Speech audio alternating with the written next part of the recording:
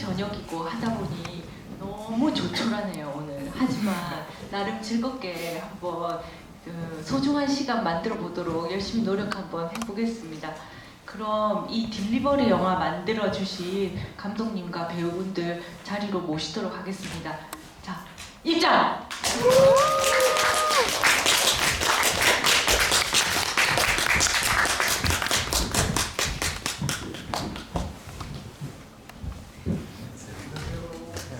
편하신 대로 착석하시면 될 것 같습니다. 예, 그러면 저도 겸손한 마음으로 앉아서 진행하도록 해보겠습니다. 제가 GV를 막 그렇게 진행을 많이 하는 편은 아닌데요. 요즘에는 영화 시나리오 다 쓰고 투자 심사 기다리고 있어서 시간이 좀 남기도 하고, 또 이 영화 같은 경우는 저도 이제 찬실이는 복도 만치를 만든 지 꽤 오래됐거든요. 그래서 이렇게 개봉한 감독님들 너무 감독님과 배우분 너무 부러운데, 이 작품은 특히나 찬실이는 복도 만치와 인연이 너무 깊기 때문에 제가 오늘 안 할 수가 없었습니다. 그러면 이제 거두절미하고 찬실이에서 장국영 역할을 맡아주신 배우분과 제 영화에서 조 감독하셨던 분도 배우분으로 나오시거든요. 하여튼 감독님부터 해서 간단한 자기소개와 이 영화에서 맡은 역할들 각자의 얘기를 해주시면 잠깐 좋겠습니다. 말이 막 꼬였네요. 네, 감독님 안 되면 제 거 빌려드릴게요. 안 나오죠? 네, 안녕하십니까. 저 딜리버리 연출한 장민준이고요. 저희 영화 오늘 이렇게 즐기러 와주셔서 너무 감사드립니다. 네, 한번 오늘 여기 김추희 감독님이랑 또 즐겁게 얘기 나누고 즐겁게 돌아가실 수 있는 그런 시간 되셨으면 좋겠습니다. 네, 감사합니다. 네, 안녕하세요. 기남 역할의 김영민입니다. 분도 많이 오고 그랬는데 와주셔서 너무 감사하고 가족적인 분위기네요.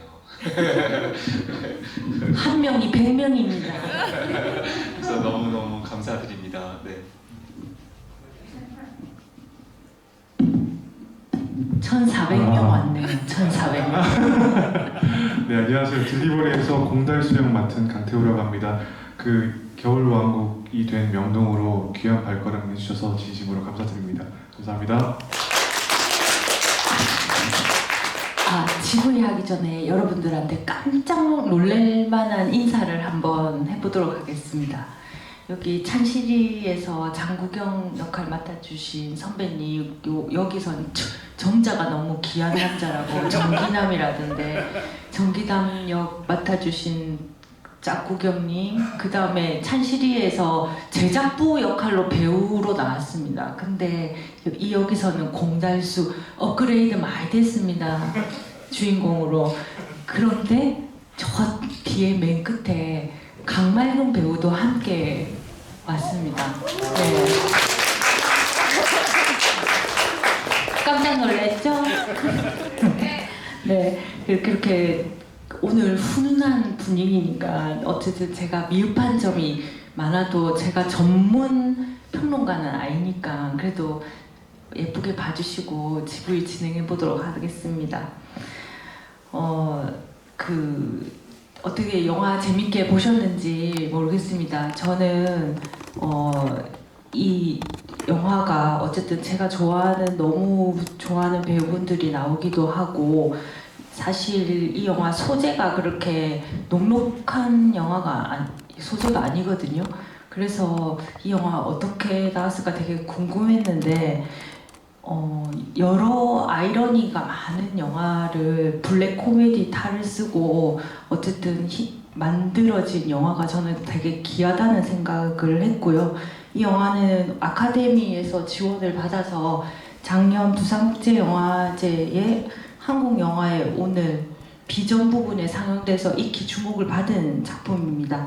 근데 저 이 영화를 보면서 뭐 임신, 불임, 입양, 육아 이런 소재를 만든 분이 저는 당연히 여자 감독일 거라고 생각했는데 나중에 영화를 보고 나서 남자 감독님이라는 걸 알고 어떻게 하다가 이런 영화를 만들게 됐는지 그 되게 궁금했거든요. 그래서 우선 첫 질문은 이 영화의 처음이 어떻게 됐는지 감독님한테 한번 여쭤보고 싶습니다. 이 영화를 처음 제가 이제 한국영화 아카데미에서 단편 만드는 걸로 영화를 시작을 하게 됐는데요. 원래는 좀 다른 일을 했었어요.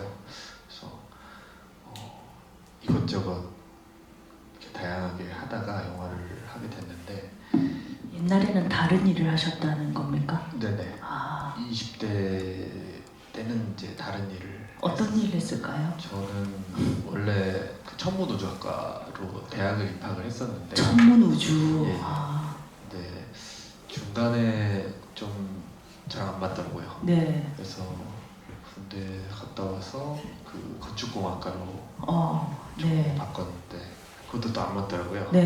네, 그래서 어떻게 뭐 졸업하고는 좀 아르바이트를 하면서 그냥 프리터라고 이렇게 뭐 일본에서 나온 말 같은데 네. 이렇게 자유롭게 아르바이트 하면서 그냥 자기 하나 이제 목숨 건사하면서 살아가는 그런 이제 네. 예, 그런 식으로 살아야겠다라고 네. 생각을 하다가 또 서울 살면은 월세 내고 네. 식비 빠지고 저 핸드폰 값 내고 하면은 남는 게 없잖아요. 별로. 네. 네. 그래서 이제 몇 달 못 버티고 졸업하고 이제 집으로 돌아갔어요. 네. 그래서 집으로 돌아가서 어머님이 해주신 밥을 먹으면서 살다 보니까 너무 죄송해가지고 그래서 죄송해서 선택한 게 영화. 아니요. 그 중간에 하나가 있습니다. 그래가지고 이제 건축 그 전공을 좀 살려서 일을 해보려고 사무실에 이제 인턴으로 취업을 해가지고 한 6개월 정도 일을 하다가 그러다가 아니다 싶어서 이건 아니다 이렇게 살다가 죽을 수는 없다 해가지고 영화 아카데미 이제 내려가게 됐습니다. 그게 이제 그 저의 영화를 시작하게 된 계기고 예. 네, 딜리버리 같은 경우에는 제가 졸업한 이후에 딱 코로나가 터졌어요. 2020년 그래가지고 전 영화 개봉할 때 코로나가 터졌어요. 2020년 네. 그 해가 정말 좀 혼돈이었잖아요. 네.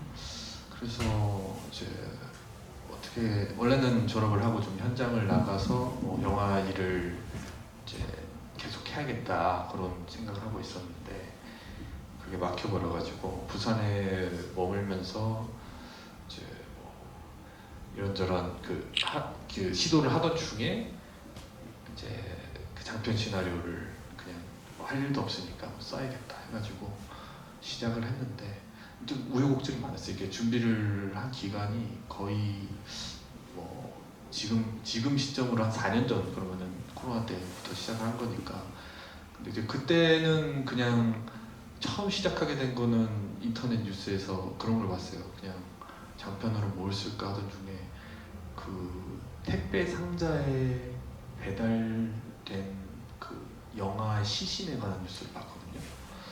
근데 너무 무거운 얘기긴 한데 그 뉴스를 보면서 어떻게 이런 일이 생길 수 있을까 이런 고민을 하면서 영화 시나리오로 뭔가 한번 도전을 해봐야겠다 해서 그래서 그게 출발이 되었던 맨 거예요. 처음 출발이었어요. 네. 그러다가 이제 그 좀 장편 과정에 이제 들어갈 때쯤 해서 뭔가 저희 그 당시 여자친구가 임신을 하게 됐고 그리고 뭐 그래서 감독님 경험도 그 부인이 임신하게 되면서 자연스럽게 근접해서 글을 쓰기 때 도움이 됐겠네요. 그렇죠. 네, 제가 아까 그 공달수 같은 남자였습니까? 그렇습니다. 네. 간단하게 말씀드리면은 사실 제가 저희 와이프를 그러니까 이제야 드는 생각이긴 한데 저희 와이프를 좀 이해하고 싶었던 마음이 컸던 것 같아요. 이 영화를 시작할 때부터 그리고 만들어서 뭐 부산영화제 다녀오고 이럴 때도 잘 몰랐는데 최근에야 드는 생각이 내가 이 어떤 임신과 출산의 동반자로서 아내를 이해하고 싶었던 마음이 정말 컸던 것 같아요. 뭐 영화상에서 보면 공달수도 마찬가지고 정기남도 마찬가지고 진짜 내를 열받게 하더라고요. 저렇게 책임감이 없고 저렇게 한심한 남자면 진짜 여자로서 정말 너무 승질나겠다 이런 생각이 들긴 했지만 거기에는 반면에 감독님의 깊은 고민이 있었다는 거 저 눈치채고 있었습니다. 네네. 비록 영화 속의 남자들은 한심하지만 감독님이 이렇게 좋은 사람이라는 걸 제가 알고 있었습니다. 네, 뭐 제가 그렇죠. 네, 네. 맞습니다. 네. 그럼 감독님 얘기 일단 영화의 출발은 그렇게 해서 시작되었답니다. 그러면 두 번째로 김여민 배우님께 묻고 싶습니다. 아니 뭐 그 두 배우분께 공통적으로 질문 드리고 싶은데 저는 이 두 한심한 남자들이 저를 열받게는 하지만 그것이 그렇게 기분 나쁘진 않거든요. 그렇게 되었을 때 어떤 문제들이 생기는지 엿볼 수 있어서요. 굉장히 다양한 문제들이 생기더라고요. 어떻게 보면 이 두 남자가 두 여자에 비해서는 진짜 월등하게 한심하지 않습니까? 영화 속에서. 근데 시나리오를 받았을 때 이렇게 한심한 역할임에도 불구하고 이 작품을 선택한 이유 듣고 싶습니다. 두 분에게. 시나리오가 들리세요? 이거 잘 들립니다. 네, 됐습니다. 네, 이거 시나리오를 너무 재밌게 읽었어요. 그래서 이제 감독님 뵀었는데 찬시일이 때는 김철희 감독님 처음 뵙고 너무 재밌어가지고 영화가 어떻게 가겠구나라는 뭐 진작 정말 재밌게 나오겠구나라는 생각을 했었고, 근데 감독님은 또 반대이신 거예요. 그 시나리오는 재밌는데 방금 들으셨겠지만 차분하시고 진중하시고 이렇게 말씀을 하셔서 어떻게 이런 분이 이런 시나리오를 쓰셨을까 여쭤봤더니 또 카파 다니실 때는 작품이 굉장히 무거웠대요. 그래서 주변 분들도 이런 글이 나올 줄 몰랐다고 그런 말씀을 하시더라고요. 그래서 그러면은 이 감독님의 이 진중함이 이 코미디 안에서 저는 굉장히 재밌고 더 소동적인 그 영화 시나리오를 봤는데 그 안에 이제 다른 것들이 밑에 더 많이 깔릴 수 있겠구나, 그래서 그런 생각을 하고 선택을 했습니다. 저도 그 한심한 캐릭터로 따지면은 제가 봤던 사람 중에 가장 한심한.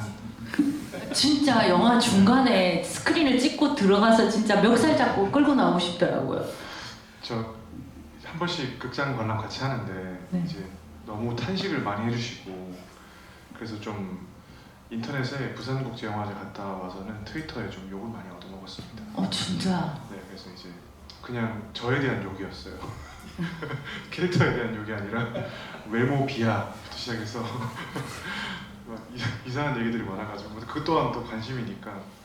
근데 저는 이 시나리오 읽고 나서 이 역할에 궁극적으로 가야 되는 지점들이 좀 있다고 생각을 해서 어디서나 있을 법한 인물, 그리고 제가 이 영화를 촬영했었을 때 TV 예능에서 준비되지 않은 임신과 준비되지 않은 결혼으로 좀 많이 다투는 젊은 커플들의 예능들을 좀 많이 봤었어요. 그래서 그분들의 어떤 삶을 좀 TV로 보면서 어디엔간 있을 수 있는 커플이다 라고 상정을 하면서 좀 그래도 사랑스럽고 그래도 귀엽게 표현하려고 노력을 했던 것 같아요. 네. 저 개인적인 생각으로는 제가 이 영화를 보고 이 강태호 배우의 강태호 배우는 제가 원래 영화 프로듀서 출신이거든요.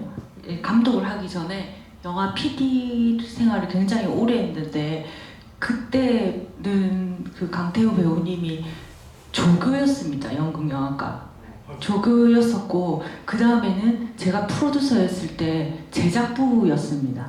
그리고 찬실이 때는 배우이자 조감독이었거든요. 근데 늘 꿈은 배우였습니다. 그렇지만 사실 이렇게 주인공 역할을 한 적은 없어서 저 배우의 짐작컨대 귀여운 면모가 많은 사람이기 때문에 귀엽겠구나라고 생각을 했지만 이렇게 귀여울 줄은 몰랐습니다. 다 감독님 덕입니다.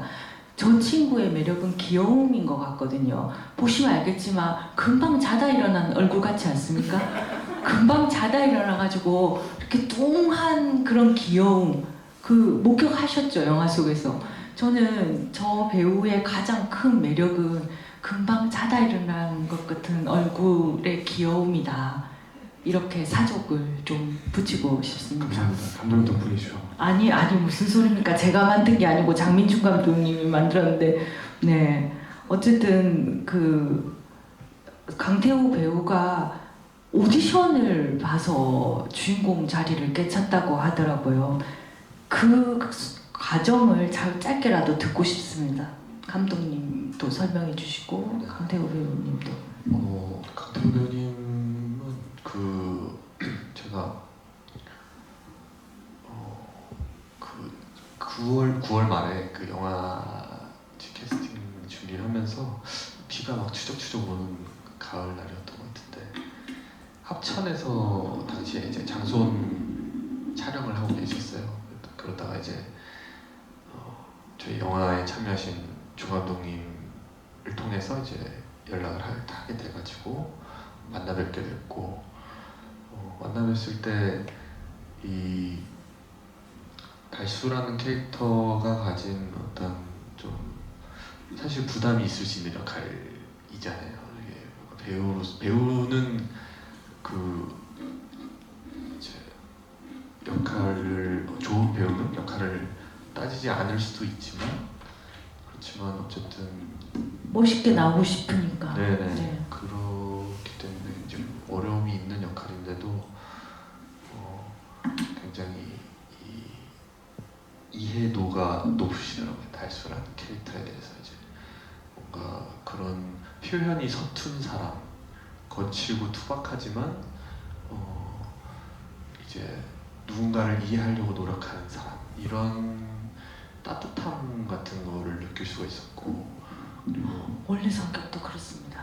네, 맞아요. 눈치는 정말 달수랑 다르게 빠르신데. 눈치는 진짜 빠르고요. 네. 근데 정말 마음이 섬세한 네. 친구입니다. 맞아요.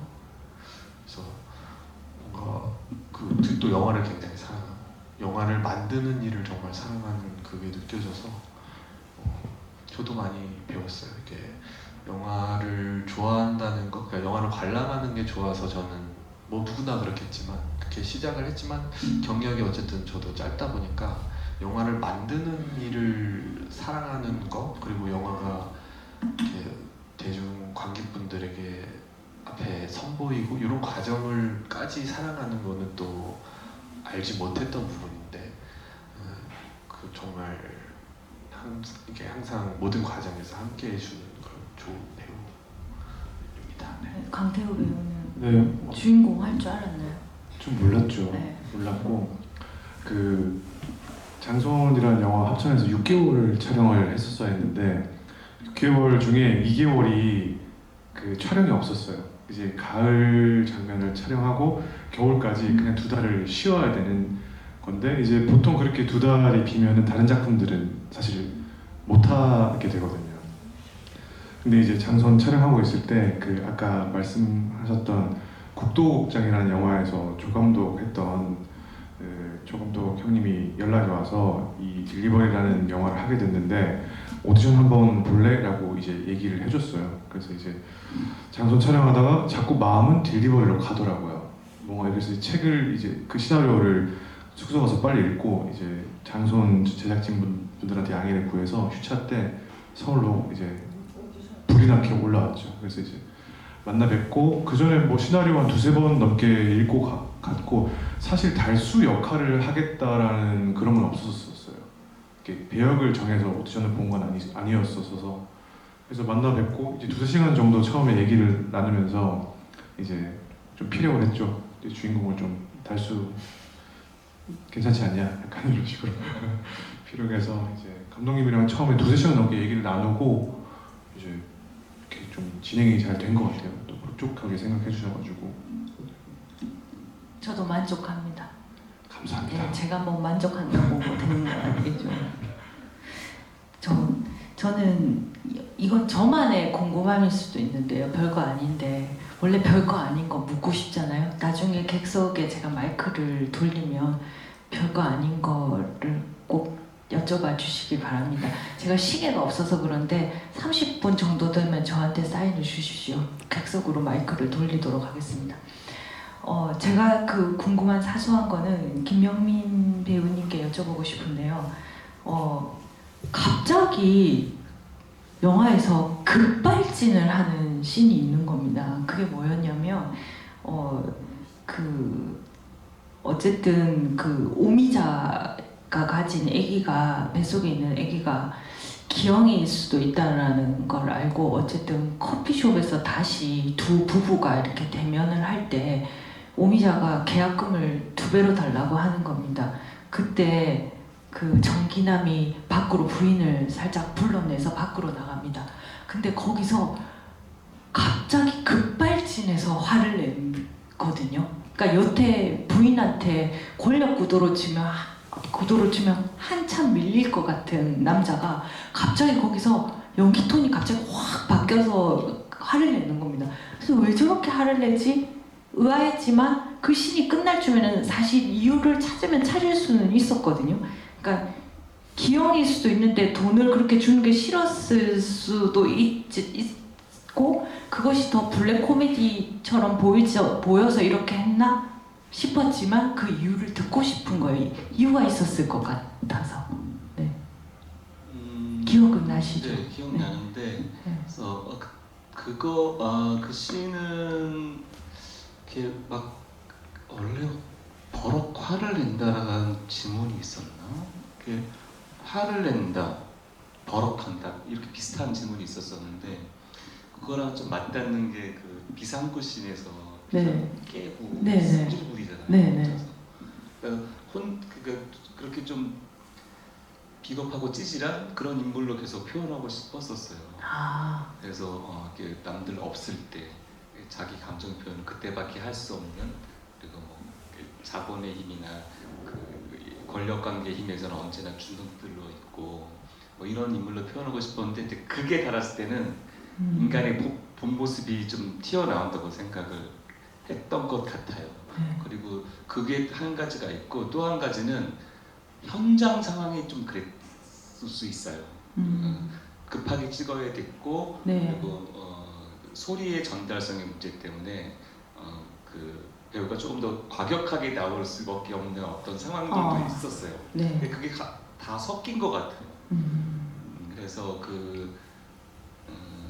귀남이의 그 안에 숨겨져 그러니까 계속 찌질한 것도 있고 네. 그리고 자기 속마음이 이런 감정 표현을 못해서 욱하는 마음도 있고 그러면서 또 그러니까 기형일 수도 있다는 이야기, 그러니까 돈을 더 올려달라는 그 말이 제일 열받아서 저렇게 화를 내나 했어요, 저는. 네, 그래서 미자한테 네. 그 남자친구가 옆에 있는 앞에서 차마 진실을 얘기 못하고 뭐 이런 것들이 우희라는 와이프랑 좀 다른 면이 아닌가 숨기고 그런 측면으로서도 분석을 했던 것 같습니다. 감독님은 왜 화를 버럭 낸다? 질문의 의도는 무엇이었을까요? 그 당시에 제가 이제 영민 선배님이랑 그거에 대해서 그 현장에서 얘기를 나누진 못했었는데 저도 지금 이제 영민 선배님이 어떻게 생각하셨는지 처음 들은 거긴 한데 저랑 거의 생각이 같으신 것 같아요. 네. 2가지 저도 다 생각했었고 방금 질문하셨을 때 이제 그런 계속해서 뭔가 감추려고 하고 속이려고 하고 하던 그리고 사실 아내 앞에서는 그 솔직한 감정을 드러내지 않고 좋은 사람인 척 하려고 하는 그런 인물인데 그게 이제 계속 억눌리다가 그 감춰온 기형의 문제가 돈이랑 결부가 되니까 그게 결국에 이제 본 모습이 나온다. 그게 첫 번째고, 그다음에 말씀하신 것처럼 현장이 이제 바로 옆에가 큰 사거리였어요. 그래서 또 사람들 뭐 왔다 갔다 많이 한 그 도로를 통제를 하고 빠르게 찍는 상황이었다 보니까 소리도 이제 오토바이 막 바이커 지나가시고 막 그런 상황이어서 그렇게 됐던 것 같습니다. 네. 아 그러면 이제 궁금한 게 많기 때문에 제가 30분 다 돼갈 거예요. 빠르게 질문을 해보도록 하겠습니다. 그 태몽을 달수가 되신 꾸잖아요. 근데 호랑이 탈을 쓴 남자들이 꿈속에서 나오는데 호랑이 보통 태몽하면 호랑이가 직접 나오잖아요 꿈에. 호랑이 탈을 쓴 남자입니다. 호랑이가 나오게끔 할 수 없기 때문에 호랑이 탈을 쓴 남자가 나올 건가요? 일단은 저희 영화 항상 사실 소개할 때 제가 들고 나오는 문구가 택배 천국 출산 지역 딜리버리거든요. 그래서 이 영화는 뭔가 출산이라는 것이 재앙이 된 시대를 보여주려고 하는 영화이기 때문에 옛날 그 호환 마마 할 때 그 호랑이가 물어가는 그런 재앙이 옛날에는 있었잖아요. 네, 그런 식으로 개인의 삶에서 당할 수 있는 어떤 그런 재앙 같은 것을 이제 현대 시대에는 돈이랑 맞물려서 아이를 갖게 되는 것 자체가 그런 어떤 재앙이 된 시대다 이런 표현을 하고 싶었던 거였고, 그리고 그런 불안감을 표현하기에는 이제 진짜 호랑이보다 그냥 아이를 하나 키우는데 뭐 2억이 든다 3억이 든다 이런 말이 있잖아요. 근데 이제 그게 이제 결국에는 자본이랑 결부가 돼서 아이를 낳는 행위, 우리가 지금 모두가 다 그런 행위를 통해서 존재하는 건데도 불구하고 그게 이 시대에는 자본이랑 결부가 돼서 자본이 더 우위에 있는 시대니까 그런 거를 뭔가 빼앗기는 그런 공포감을 표현하기 위해서는 진짜 호랑이보다는 그런 좀 약간은 허술해 보이기도 하지만 그런 양복을 입은 사람들이 나와서 빼앗아가는 게 더 무서울 수 있겠다. 근데 뭐 허술해 보이진 않았고요. 저는 사실 뭐 개인적으로 그 장면 되게 재밌었습니다. 왜냐면 영화하고 굉장히 다른 결의 어떤 씬이 끼어 들어오기 때문에 흥미로울 수밖에 없거든요. 그리고 또 하나 흥미로운 씬은 제가 되게 좋아하는 씬이기도 한데, 오미자가 집을 나가니까 공달수가 옥상에서 떨어지잖아요. 그래서 저 그 씬이 뭐 그 영화에서 크게 중요하진 않지만 진짜 좋아하는 씬 중에 하나거든요. 근데 그거 공달수 배우의 그 공달수에게 묻고 싶습니다. 그거 떨어질 때 진짜 떨어지는 장면이 뒤에 보이잖아요. 권소연 배우가 서 있을 때 네. 진짜 떨어진 겁니까? 옥상에서? 그리고 한 2년 정도 재활을 했는데 네. 그거 어떻게 찍었는지 궁금합니다. 덤이었고요. 제 모양을 딴 어떤 모형 인간이었고 네. 그- 진짜 바보 같죠, 저. 진짜 떨어진 것 같은 거예요. 네. 근데 거기 제가 올라가긴 올라갔었어서 그 높이가 이제 실질적으로 보이거든요. 근데 어떻게 보면은 쉽게 재활할 수 있는 높이는 아니에요. 그냥 조금 더 빨리 세상을 떠나는 높이여가지고 그래서 좀 두렵긴 했었는데 그 장면을 그 주변에 아직 살고 계신 분들이 꽤 계셔가지고 되게 조심스럽게 찍었어요. 이제 제작팀에서 양해를 좀 구하고 좀 그 소리가 생각보다 엄청 크더라고요. 그래서 이제 그 양해를 구하고 찍었던 기억이 났고, 네. 진짜 떨어진 줄 알고. 이렇게 순진하다. 부산영화제에서 감독님이 이제 그 질문들 항상 해주시거든요. 배우가 진짜 떨어졌냐? 저처럼 질문하는 사람이 있습니까? 없었고요. 의미에 대해서 물어보신 분들이 계셨을 때 의미를 물어보신 분들이 감독님이 이제 쓰레기가 쓰레기 더미로 들어간다. 약간 이런 의미로 쓰셨다고 하더라고요.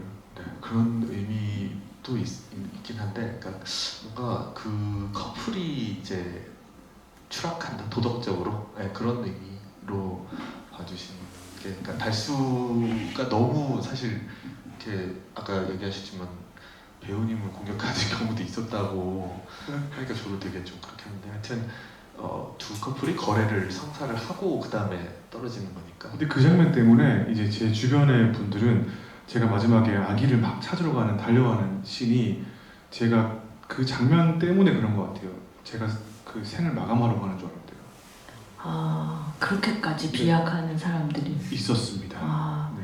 근데 저는 그 쓰레기더미로 딱 떨어져서 달수가 하는 대사를 되게 좋아합니다. 그 애기는 우리한테 진짜 복덩이인가 봐, 뭐 그렇게 하죠. 그러고 나서 돈거래 하잖아, 망할 것들. 네. 어쨌든 그 대사 좋아합니다. 저는 좀 짠하게 사실 보긴 합니다. 아, 짠하진 않지만 좋았습니다. 그리고 김영민 배우님은 그래서 본인이 한 대사를 다 포함해서 이 영화를 통틀어서 기억에 남는 대사 같은 게 있을까요? 그러니까 부산에서 봤을 때는 좀 정신이 없었나? 그래서 이번에 이제 집이도 해야 되고 해서 다시 한번 영화를 돌이켜 봤는데 뒷부분에 미자와 달수가 이렇게 싹 변해가는 부분들이 저는 좋더라고요. 그래서 미자가 뭐 감독님은 그 장면이나 그 대사에 대해서 신경을 많이 쓰셨다고 하는데 우리는 자존심만 있지 사랑이 없던가? 질투가만 있고 사랑이 없다. 뭐 이런 말들이 어떻게 보면은 좀 직접적인 대사 같기는 한데, 근데 그럼에도 미자가 이제 없어지고 뭐 이런 거다 미자의 마음이랄까? 그렇죠. 그러니까 미자가 이제 이 집에서 없어진 거는 세상에 던져진 건데, 그 미자의 여러 가지 감독님이 말씀하신 5가지 맛이 나는 어떤 모습들이 우리 세상에 있다라는 생각이 드는 거예요. 그러니까 우리가 미자의 모습이 있지 않나라는 질문을 던지시는 것 같아서, 그러니까 그 뒷부분이 저는 참 좋더라고요. 그러면 지금도 이 영화는 어쨌든 정기남, 공달수, 오미자, 지우희 하듯이 좀 이름들이 다 독특하거든요. 말이 나온 김에 감독님에게 이 장면 비하인드에 대해서 좀 듣고 싶습니다. 정기남은 이제 정자가 귀한 남자, 네, 단순하게 생각해서 그렇게 지었고, 지우희는 MZ처럼 줄였네요. 네 맞습니다. 젊은 척. 지우희는 제가 패왕별이 영화 좋아하고 초안지 이제 뭐 그런 거 보면은 패왕을 사랑한 우희가 마지막에 그렇게 되잖아요. 근데 우희의 자아는 자신을 그런 뭔가 패왕을 사랑하는 사람처럼 생각할 것 같았어요. 남들이 보기엔 좀 웃길 수도 있지만 본인은 그렇게 이제 남편을 믿고 사랑을 진심으로 하려고 노력하는 그런 인물로 생각해서 이렇게 지었고, 그다음에 오미자는 이제 선생님 말씀해 주셨지만 뭔가 좀 모순되는 여러 가지 오미자처럼 이렇게 성격이 필요하다 생각해서 이렇게 지었고, 달수 같은 경우에는 배달을 하는 사람이기도 하고, 그다음에 공술의 공수거 약간 그런 결말이어서 네, 좀 그렇게 짓게 됐습니다. 결말 말씀하시니까 결말에 대해서 여쭤보고 싶은데요. 일단 공달수가 아기를 소동극을 벌이면서 그 아기를 그 부잣집에서 뺏어오고 나서부터 영화가 이렇게 전환을 하면서 결말을 맞이해야 하잖아요. 예상치 못한 결말이기도 했고, 또 어떻게 보면 그 예상치 못한 결말의 리듬이 앞부분하고 굉장히 많이 다르기 때문에 그 결말에 대한 호불호가 있을 수 있을 것 같아요.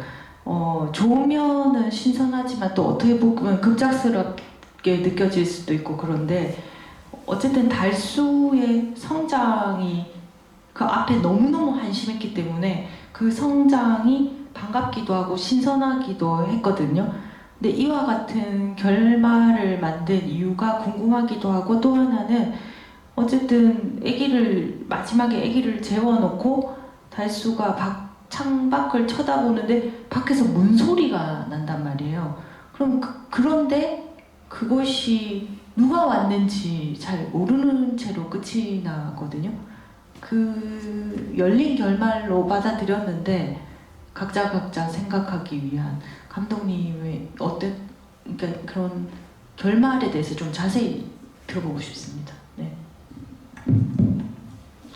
이게 저의 첫 그 장편 영화고 시나리오, 그러니까 이 이야기를 모르겠어요. 저도 계속 고민을 해보는 중인데 결말이 어떤 의미인가, 그리고 어떻게 관객분들이 받아들여지나. 근데 그러니까 결말에 대한 생각을 할 때마다 저는 뭔가 제가 이 이야기를 짊어지고 앞으로 좀 살아야 되겠구나, 그런 생각들을 많이 하거든요. 근데 일단 그렇게 결말이 나오게 된 데에 대해서는 저는 사실 이 이야기가 이제 앞서 말씀드린 것처럼 저희 와이프가 그런 임신과 출산을 겪었고, 그 다음에 영화 유기 같은 그런 사건들이 매년 보도되고, 또 그런 것들을 조사를 하면서 이제 뭔가 임신이라는 그런 것에 대해서 사람들이 좀 더 자연스럽게 받아들이고, 임신을 한 사람에게 같이 있어줬으면 좋겠다. 뭔가 덜 공격적이었으면 좋겠다. 그리고 그 사람들을 지지를 해줬으면 좋겠다. 그러니까 그런 생각을 많이 했던 것 같아요. 이게 이 아이를 낳아야 한다. 그리고 낳았으면 책임져야 한다. 그런 것들이 분명히 우리 사회에 필요하긴 하겠지만 그것보다는 그에 앞서서 뭔가 그 사람들을 지지해 줄 수 있는 그런 기반이 있어야지 그 사람들도 일어설 수 있는 것 같다고 생각을 했거든요. 그래서 이 이야기가 단순하게 이 엄마가 아이를 어쨌든 낳아서 모성을 느끼고 책임지게 된다라는 이야기로 끝나지 않았으면 좋겠다는 생각이 많이 있었어요. 그래서 고민을 하다가 그렇게 결말이 나오게 된 거였고, 저는 그게 그러니까 미자의 입장에서는 아이가 이제 좋은 곳으로 갔다고 생각했기 때문에 떠난 것이고, 달수의 입장에서는 그 영화에서는 다 보여주진 않지만 아이를 결국에는 미자의 빈자리를 아이를 통해서 채우고 미자를 그 집에서 기다리면서 기르는 그 과정 자체가 자신의 앞서 나온 그 잘못들에 대한 어떤 속죄, 그런 것이라고 생각을 했거든요. 그래서 굉장히 힘들고 고통스러운 그 육아라는 것 자체가 그렇기 때문에 그래서 이제 달수로 마무리를 짓게 되었고, 그 다음에 마지막에 그 소리가 나는 거에 대해서는 그러니까 저도 정말 많은 임신과 출산에 대한 사례 이런 것들 조사를 많이 하고 수집을 계속해서 했는데, 정말 다양한 임신과 출산의 형태가 요즘은 존재하기 때문에 너무 다양하죠. 정말, 요즘에 네. 또 얼마나 다양합니까? 보셨죠? 아닙니다. 네. 그래서 관객분들이 그러니까 그들이 생각하는 방향대로 생각하실 수 있었으면 좋겠다고 생각했던 것 같아요. 이게 미자가 돌아와서 어떤 하나의 정상 가족을 이루고 살아가야 된다고 생각하시는 분들께서는 그 소리를 듣고 미자가 그래도 돌아왔구나라고 생각을 하실 것이고, 그렇지 않고 미자가 돌아오지 않아도 된다. 그리고 그런 이 가정의 형태로도 계속해서 살아가는 것이 맞다고 생각하시는 분들은 그렇게 또 보실 수 있도록 하고 싶어서 그렇게 열린 결말로 마무리를 지었어요. 이 영화는 어쨌든 전반적으로 스토리가 코미디 형태를 가지고 있는데 소재 자체는 생명에 관한 걸 다루고 있기 때문에 그 줄타기가 어려운 부분이 당연히 글을 쓰는 사람으로 연출하는 입장으로 어려운 부분들이 많은데 사실 그것을 감독님이 하나의 답을 내리기보다는 여러 가지 면면을 보여주기 위해서 다양한 생명이 태어남으로 인해서 파생되는 다양한 어떤 면면을 잘 끌어오려고 부단히 노력한 흔적들이 보입니다. 저는 그 부분이 이 영화가 가지고 있는 가장 좋은 점이 아닐까 그런 생각을 합니다. 그럼 이제 그 시간이 얼마 안 남지 않았기 때문에 그 마이크를 넘겨보도록 하겠습니다. 영화에 대해서 궁금하신 점 있으시면 편하게 손을 들어주시기 바랍니다. 손 들어주세요. 그리고 질문해주신 관객분에게 선착순 세 분에게 복권 3개를 제가 준비했습니다. 물론 깡이 있을 수 있습니다만 여기 복권을 긁으면 10,000원 상당의 배민 쿠폰이 들어있습니다. 자, 편하게 손을 들어서 아무 질문이나 괜찮습니다. 저에 대한 질문도 괜찮습니다. 감독님은 안 좋아하실 수 있겠지만 네, 여기 첫 줄에 네.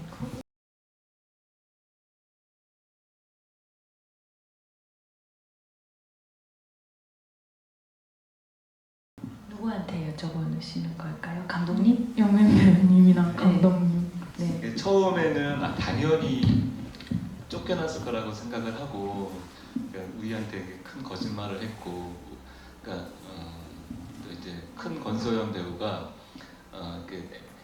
겉은 어른인데 속은 아이였던 사람이 성숙하는 자기 안에서 그렇게 분석을 잡은 게 있어요. 그래서 그런 얘기를 들으니까 절대로 용서받지 못했을 거다라고 생각은 되는데 제 캐릭터를 처음에 그렇게 생각했어요. 쫓겨났을 거다.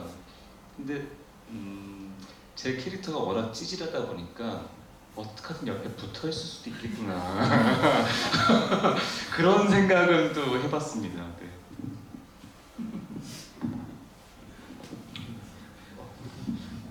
저도 그럴 수도 있겠네요. 계속 붙어 있을 수도 있을 것 같습니다. 그럼 또 끝나고 드리도록 하겠습니다. 복권은 바로 전달식이 이루어지네요. 네, 그 다음 질문. 네.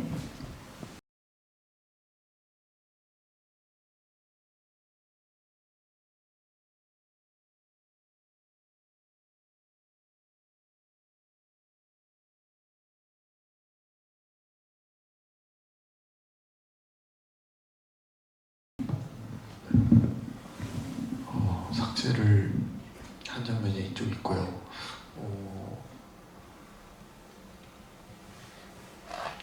그러면 안 되는데 제가 좀 마지막까지 고민을 했어요. 촬영하기 직전까지 시나리오에 대한 고민을 하는 바람에 사실 배우님들이 조금 고생을 하신 게 있고 그리고 촬영 이후에도 좀 잘려나간 게 많이 있습니다. 네,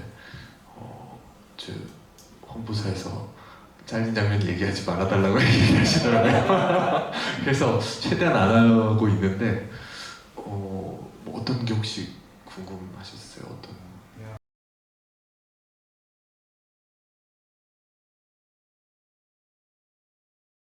이를테면은 그 중간에 미자랑 우이랑 서로 직접 그 밤에 대면하는 장면이 또 있거든요. 집에 찾아와가지고 아파트에. 그래서 이제 가짜 임산부와 진짜 임산부가 직접적으로 한 그 쇼단에서 딱 마주보고 이렇게 대결을 하듯이 하는 장면도 있고, 그다음에 결말에서 귀남과 이제 달수가 잠깐 만나는 장면도 있긴 한데 그런 부분은 다 잘려 나갔습니다. 네. 러닝 타임의 이유일까요? 더 길어지면 산만해져서. 네, 그게 이 영화의 운명입니다. 네, 그렇게 생각합니다. 저는 맞죠? 네. 여기 질문. 네. 이렇게 세 분이 일렬로 이렇게 복권을 받아가시고 있군요.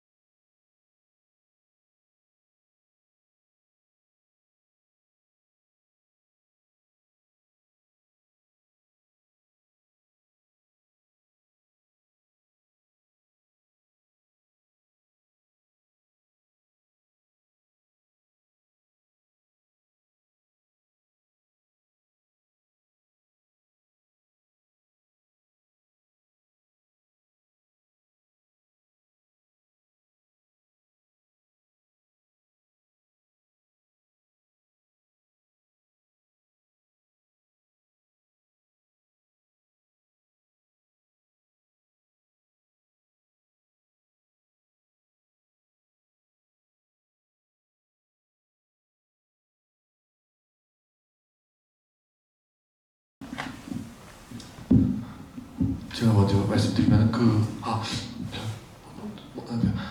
그 낙태에 관해서는 정말 어려운 주제고 항상 또 이제 뭐 논쟁이 많이 되는 모든 전 세계에서 그런 주제인 것 같긴 한데 사실 뭔가 제가 어떤 급진적인 입장이나 혹은 또 굉장히 보수적인 입장 이런 것들을 이제 지지하거나 이런 건 아니에요. 이 영화를 통해서 그런 얘기를 하고 싶었던 건 아닌데 다만 모든 세대에 걸쳐서 그런 일들은 계속해서 있어 왔다는 거는 그냥 우리가 자연스럽게 받아들였으면 좋겠다는 생각은 가지고 있어요. 그러니까 우리 어머니 세대도 그렇고 할머니 세대도 그렇고 그런 일들은 항상 있어 왔고 그리고 이제 겉으로 드러내놓고 사람들이 말은 하지 않았을지언정 항상 그러니까 그 일을 겪는 당사자들의 입장이 되면은 그거는 이런 논쟁과는 완전히 다른 문제로 바뀐다고 생각을 하거든요. 임신을 한 주체의 입장에 선다면. 그래서 그냥 일단 이것을 절대 하면 안 돼라거나 그런 이 이슈를 이 영화를 통해서 끌어내기보다는 아까 말씀드린 것처럼 그 임신을 한 주체 그 임산부들에게 좀 더 친화적인 우리 사회가 되어야겠다. 예, 그런 입장을 저는 가지고 있습니다.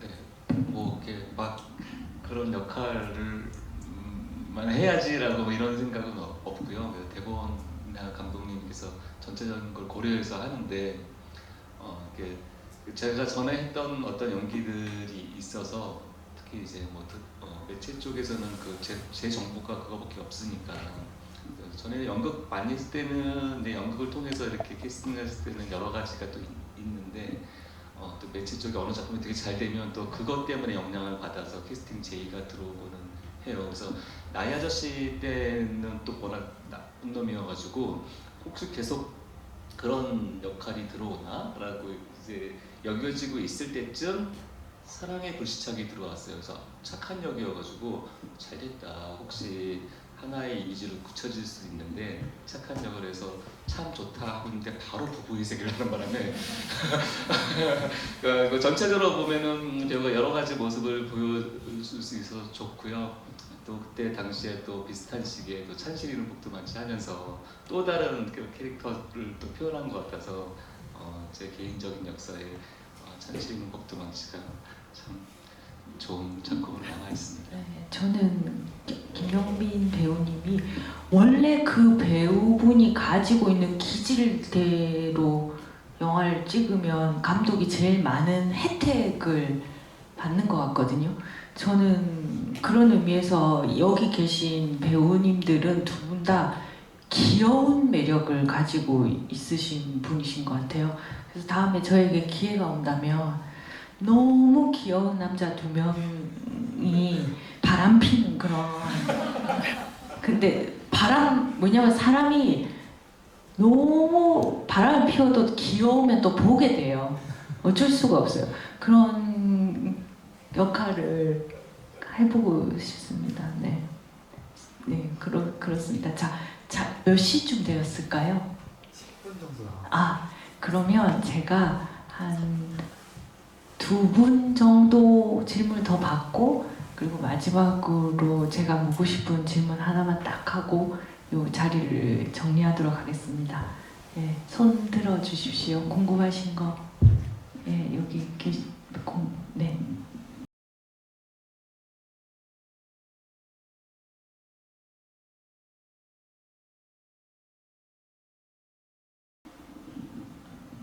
노란색 같은 경우에 이제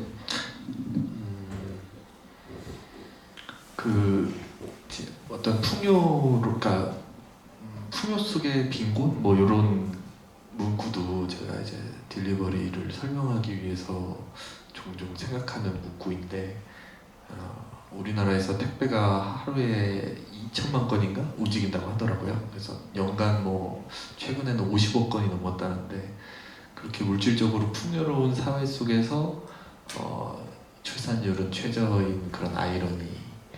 근데 이제 그런 풍요로움을 이제 미자라는 캐릭터를 통해서도 또 많이 표현하고 있는데 가짜 풍요 같은 건 이쪽은. 근데 노란색이 또 풍요로움 그리고 다산 이런 거를 상징하는 색깔이라고 하더라고요. 그래서 네, 그래서 사용하게 됐습니다. 네, 마지막으로 질문 주실 분 제가 마지막 기회를 드리겠습니다. 두근두근. 근데 오늘 이 자리에 진짜 또 귀한 손님이 한 분 더 와주셨거든요. 얼마 전에 개봉한 대도시의 사랑법이라는 영화 보셨습니까? 그 영화 그 영화의 원작자이신 소설가 박상영 작가님도 저기 와 계십니다. 누군지 알겠죠? 드라마도 재밌습니다. 티빙 구독하셔서 한번 보세요. 네, 재밌습니다. 네. 자, 마지막 질문 하실 분 없으십니까? 네, 아쉽습니다. 이렇게. 네, 그러면은 제가 하도록 하겠습니다.